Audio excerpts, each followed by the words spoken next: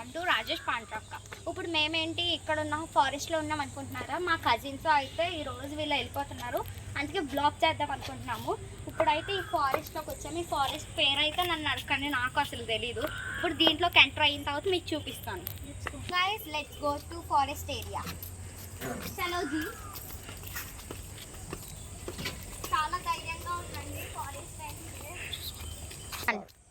So మా చెల్లి అయితే ఇప్పుడు వీడియో తీస్తుందంటే మాకు ఎవరు లేరు, కెమెరా మ్యాన్ తీసుకురాలి రోజు. సో ఇటు వెళ్దాం. టూ రోడ్స్ ఉన్నాయి, ఫస్ట్ ఇటు వెళ్తున్నాం.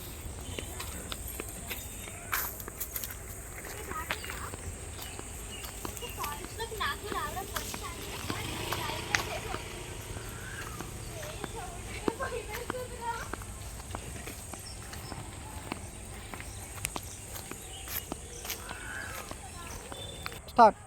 ఇటు అయితే అసలు రూట్ లేదు, అందుకే మేము బ్యాక్ సైడ్కి ఒకసారి వెళ్ళి చూసేస్తాం. ఇక్కడైతే కుక్కలు కూడా ఉన్నాయి, అందుకే మురుగుతున్నాయి, అందుకే భయం వేసి వెళ్తున్నాము బ్యాక్కి.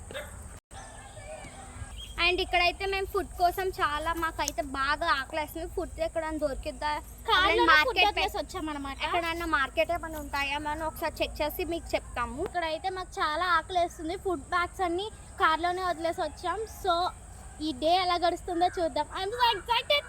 ఏ ప్రైజ్ వస్తుందా? ప్రైజ్ ఇక్కడైతే చీకటి పడేలా ఉంది. ఫారెస్ట్ కాదు, ఇక్కడైతే తొందరగా చీకటి పడిపోద్ది, అందుకే మేము తొందరగా మొత్తం ఫారెస్ట్ ఎలా ఉంది మొత్తం చూసేసి మీకు చూపిస్తాను. అండ్ చూసారు కదా ఫారెస్ట్ అనేది ఎలా ఉందో, కొబ్బరి చెట్లతో మొత్తం కప్పేశారు. ఫారెస్ట్లో ఎక్కువ కొబ్బరి చెట్లే వేశారు ఇక్కడ.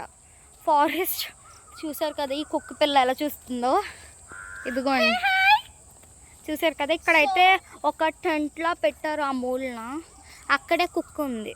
అండ్ మీకైతే ఒక సైడ్ అంతా చూపించాను కదా, ఇక్కడ రోడ్ కూడా అంటే ఫారెస్ట్ ఎండ్ అయిపోయింది ఇక్కడతో. ఇంకా నెక్స్ట్ కూడా ఎలా ఉంటుందో కూడా మీకు చూపించి షూట్ చేపిస్తాం.